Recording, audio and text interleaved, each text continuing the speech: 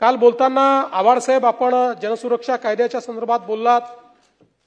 पहिल्यांदा तर मी आपल्याला सांगतो की डावे आणि कडवे डावे यातलं अंतर आपण समजून घ्या। आपल्याला थोडक्यात हे अंतर सांगायचं असेल तर इस्लाम आणि आयसिस यांच्यात जे अंतर आहे तेच डावे आणि कडव्या डाव्यात।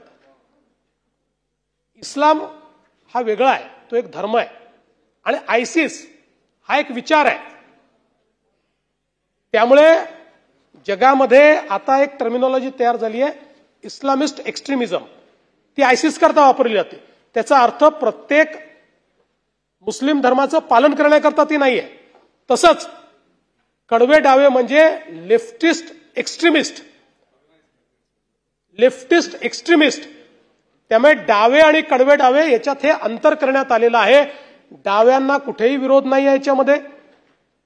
उलट मी त्या दिवशी सांगितलं की अशा प्रकारची पहिली प्रतिबंधात्मक कारवाई UAPAच्या अंतर्गत डाव्या पक्षाचे आयकॉन असलेले बंगालचे मुख्यमंत्री बुद्धदेव भट्टाचार्य यांनी communist party of India Maoist या पार्टीला त्या ठिकाणी कायद्याच्या अंतर्गत प्रतिबंधित केलं।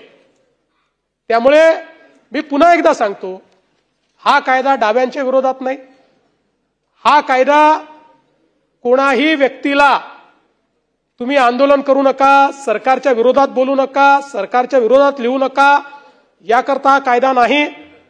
हा कायदा केवळ माओइस्ट विचारसरणी जी आहे, कडवी डावी विचारसरणी आहे, या विचारसरणीला प्रोपोगेट करून भारताच्या संविधानाच्या विरोधात अराजक तयार करण्याचा जे प्रयत्न करतायत अशा संघटनांना बॅन करणे आणि मग बॅन संघटनेचं जो काम करतोय त्याच्यावर कारवाई करण्याकरता या कायद्यामध्ये इंडिव्हिज्युअल व्यक्तीला अरेस्ट करताच येत नाही।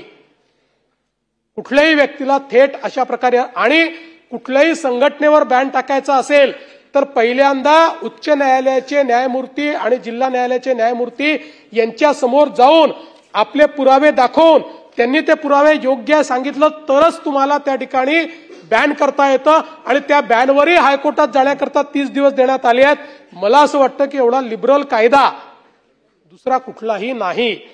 आपला मोकोकाचा कायदा देखील याच्यापेक्षा भयानक आहे। म्हणून मी पुन्हा एकदा आपल्याला सांगतो, आपणही डोक्यातनं काढावं, आणि जे लोक याच्या विरोधात आज प्रचार करतात त्यांनी डोक्यातनं काढावं। पूर्णपणे लोकशाहीची तत्व आणि भारतरत्न डॉक्टर बाबासाहेब आंबेडकरांचं संविधान पाळून तयार करण्यात आलेला हा कायदा आहे। या कायद्याच्या माध्यमातून कोणावरही चुकीची कारवाई ही करण्यात येणार नाही।